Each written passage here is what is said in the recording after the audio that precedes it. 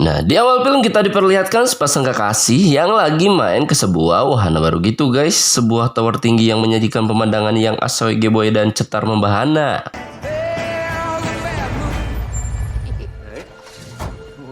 Stop. Are you kidding? Thank you.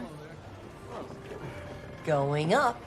Nah, katanya tower ini selesai lebih cepat guys dari prediksi berdirinya.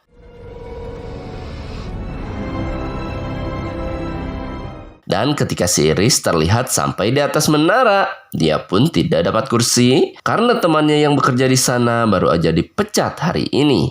But I'm sorry, I can't help you. Now, if you wouldn't mind.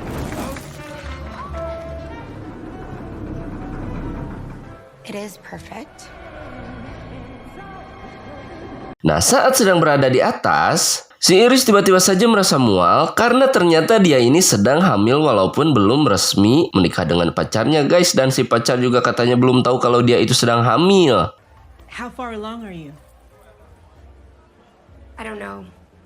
I haven't told my boyfriend yet. Isn't it? Dan ternyata si pacar ngajak si Iris holiday ke sana dengan tujuan melamarnya. Dan dia pun sangat senang ketika si Iris bilang kalau dia itu sedang hamil anak mereka. Where's our family? It's perfect. Hey, don't throw that penny. You could kill somebody. Oh, I'm so sorry, of course. Nah, efek dari koin yang dilempar oleh si bocil menjadi sumbatan pada kipas yang berujung kebocoran gas, ditambah lantai kaca yang tidak kuat untuk menampung orang-orang di atas guys. Dan retakan pun terlihat, bahkan si Paul jadi korban dari pecahan lantai kaca tersebut.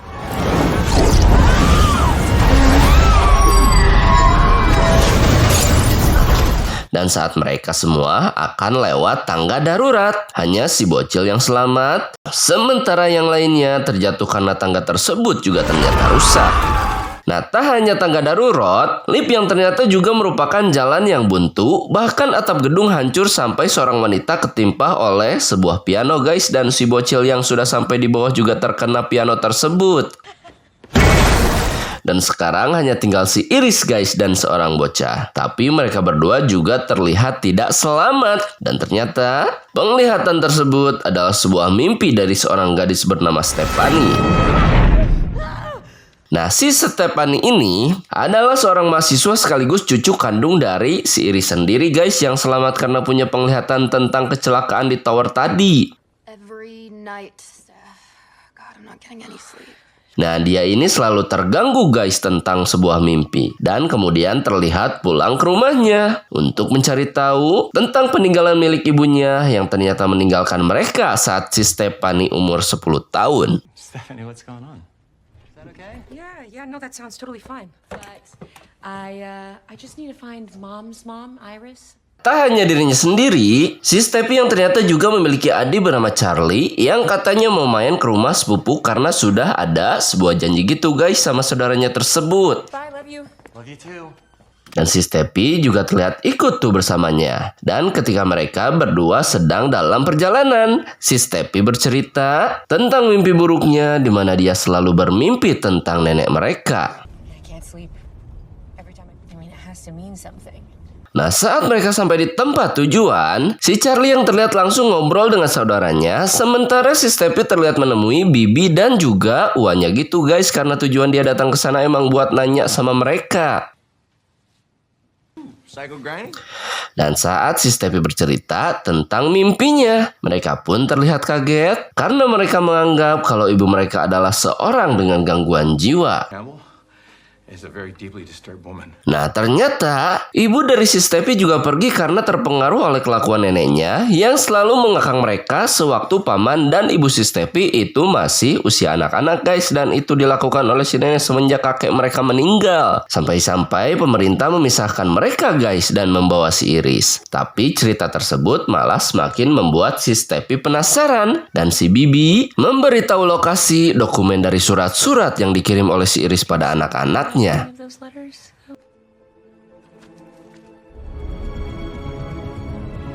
Nah, setelah mengetahui lokasi dari neneknya, si Steffi kemudian terlihat OTW dengan mobilnya dan disambut dengan sangat baik, bahkan dengan sebuah keramat tamahan guys, walaupun keramat tamahan tersebut terlihat sangat ngeri sekali. I'm here to see Iris Campbell.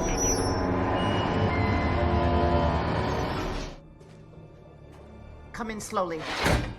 Dan saat si Steffi masuk ke dalam kabin tersebut, sebuah tabung gas terjatuh dan terlihat si Iris yang sudah sangat tua sekali.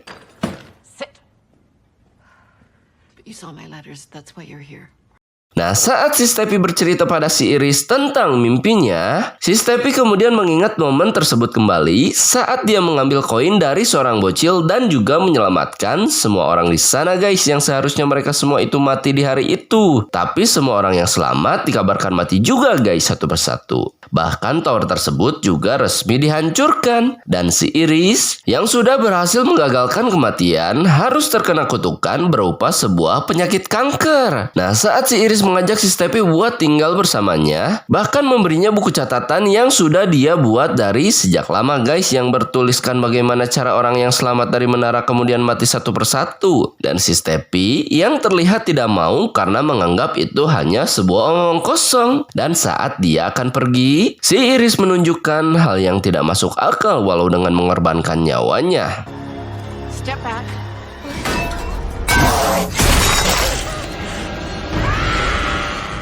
Nah, saat di pemakaman, ibu dari si Steffi yang sudah lama hilang tiba-tiba datang, tapi si Steffi terlihat tidak mau untuk menemuinya gitu guys, karena dia menganggap kalau ibunya itu ibu durhaka yang sudah dengan tiis babatok meninggalkan mereka. You're mad at Mom, but you haven't been around either. I'm not. Well, I'm sorry. I'm not crazy. Dan saat dia pulang lalu browsing tentang kata-kata si Iris perihal sebuah kematian yang akan segera mendatangi keluarga mereka. Nah, saat si Iwa dan anak-anaknya terlihat sedang berpesta di rumah mereka, satu persatu puzzle dari kematian pun mulai terlihat di sana. Dan ternyata si Bobby memiliki alergi kalau dia memakan kacang-kacangan gitu guys. Mau itu selai kacang atau apapun asal terbuat dari sebuah kacang. Does this have peanut butter? Yeah. Oh my God, Bobby's allergic. Dan ternyata si Iris menyimpan koin yang dia rebut dari bocil tempo dulu. Dan si Steffi yang merasa sebuah firasat buruk dari pecahan kaca yang jatuh di rumahnya. Charlie! Nah, saat pesta masih berlanjut, si Howard yang akan jadi korban pertama kematian terlihat masih bersenang-senang tanpa tahu kalau ajalnya sudah sangat dekat guys, karena kematian untuknya sudah disetting di sana. Dan satu kecerobohan dari sang istri yang sedang memasak. Dan saat si Steffi datang, si Howard pun meninggal dengan sebuah mesin rumput yang menghantam wajahnya.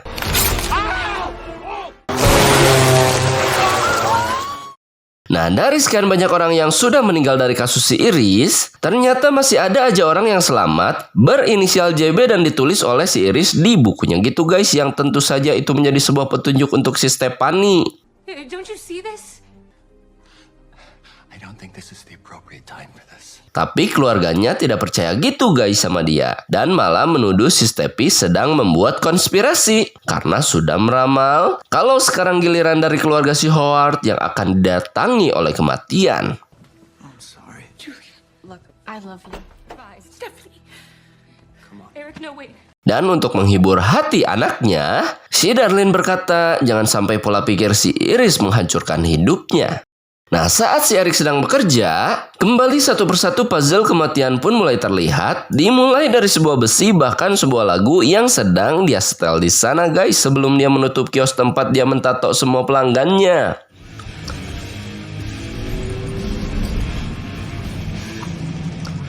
Dan saat dia mentato sebuah tulisan bertuliskan "Aku sayang ayah", sesuatu pun terjadi yang akan berakibat kejadian yang sangat buruk pada si Eric.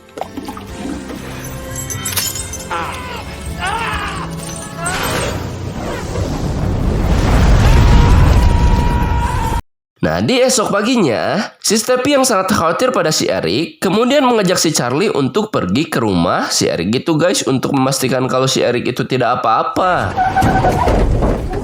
Dan ternyata si Eric tidak apa-apa guys. Dan si Steppy yang berkata kalau si Eric harus terus hati-hati. Karena bisa saja bola sepak mengenainya dan menyebabkan dia dalam bahaya. Nah sementara itu, si Eric yang terus saja mengejek pada si Stephanie. Bahkan dengan terang-terangan mendekati truk yang lagi ngangkutin sampah di sana guys. Dan kebetulan si Julia akan jogging dan juga memanaskan otot-ototnya. Dan saat si Julia belum jauh jogging dari sana, tiba-tiba saja bola ditendang ke kepalanya dan dia diangkut oleh truk sampah barusan.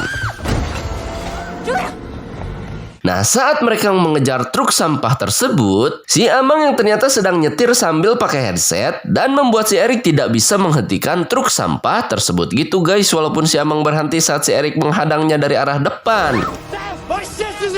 Dan karena si Steppy yakin ini bukan waktu si Julia untuk mati, dia pun menolongnya. Tapi anehnya si Julia tetap mati dan merusak urutan kematian mereka.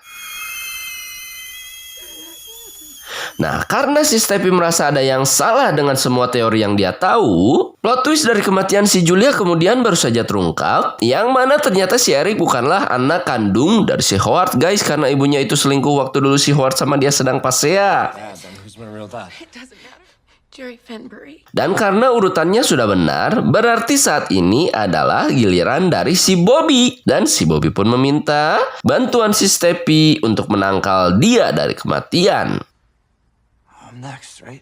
Nah, langkah pertama yang mereka lakukan, mereka semua memutuskan untuk menemui si JB, yaitu orang yang selamat dari insiden yang dulu digagalkan oleh si Iris guys, dan katanya dia bekerja di rumah sakit di kota tersebut. Excuse me? I'm coming with you, bro.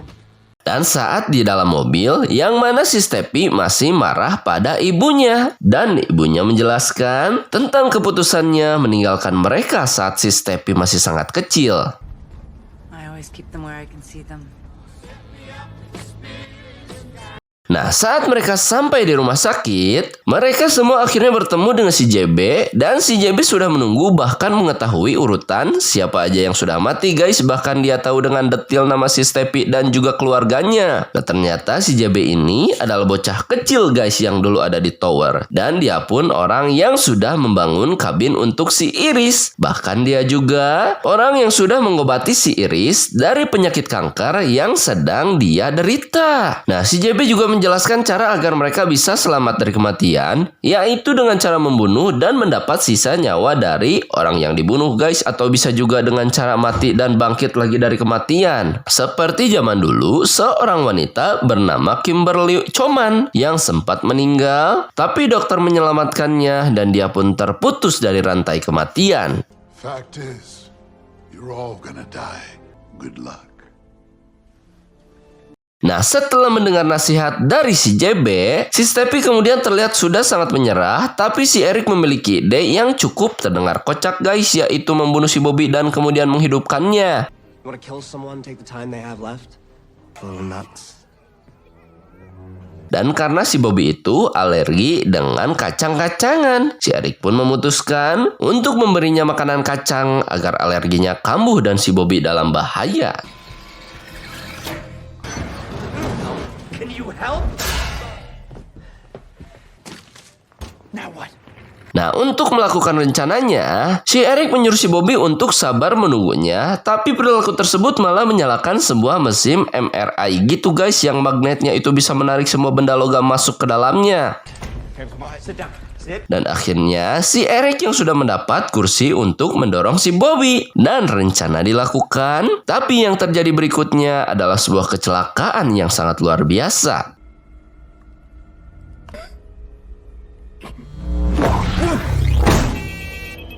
Nah, karena si Eric ini memasang begitu banyak benda logam di badannya, dia adalah orang yang pertama ditarik oleh mesin MRI dan juga kursi roda yang sudah susah payah dia dapetin gitu guys, dengan modus pinjam dulu sama perawat di rumah sakit. Dan saat si Bobby mencoba mengambil obat di tangan si Eric, dia berhasil mengambilnya. Tapi sebuah mesin coklat kacang yang dipukul oleh si Eric mengeluarkan per di dalamnya. Nah, karena dirasa kalau mereka hanya tinggal menunggu waktu aja, si Steppy kemudian memiliki ide untuk isolasi mandiri di kabin milik si Iris yang dirasa hanya tempat itu aja guys yang benar-benar aman dan berhasil melindungi si Iris. We have to do this together. Tak sengaja, si Steppy menjatuhkan koin milik si Iris. Dan koin tersebut diambil oleh seorang nenek saat si Steppy dan keluarganya OTW ke kabin si Iris.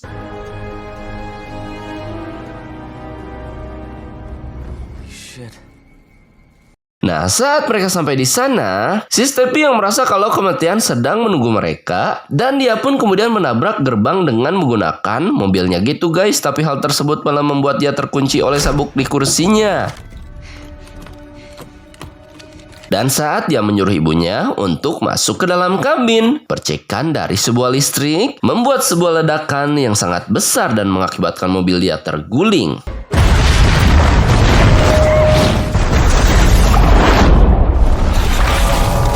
Nah, si ibu yang selamat akhirnya juga harus berakhir dengan cara digeprek oleh sebuah tiang listrik gitu guys saat dia merasa kalau dia baik-baik saja. Stay alive as long as Dan si Steppy yang tenggelam di dalam mobil yang sudah terbalik. Tapi si Charlie berhasil menyelamatkannya sekaligus memutus rantai kematian mereka.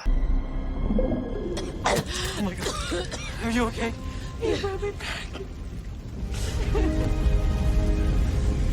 Nah, beberapa hari kemudian, si Charlie yang terlihat tampan dengan setelan rapihnya dan mendatangi sebuah rumah untuk sebuah acara yang cukup penting gitu guys, karena AWW idamannya juga katanya datang ke sana.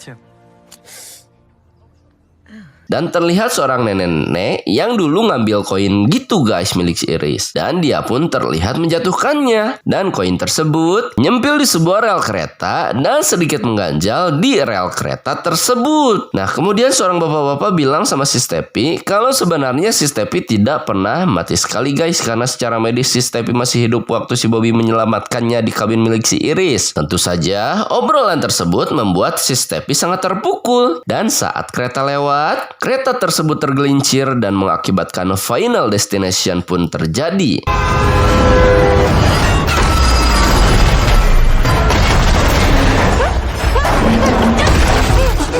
Berawal dari koin dan berujung dari sebuah koin juga ya guys, awal dari kematian mereka. Nah, coba aja tuh si Iris misal nggak nyimpen koinnya dulu, pasti nggak bakalan terjadi guys tragedi kayak gini. Tapi ya emang ciri khas dari film Final Destination ini adalah penyebab pertama harus jadi penyebab terakhir gitu guys, dan itu sering jadi konsep tuh di film ini. Oke lah ya, nah karena filmnya udah beres, sampai ketemu di review film berikutnya.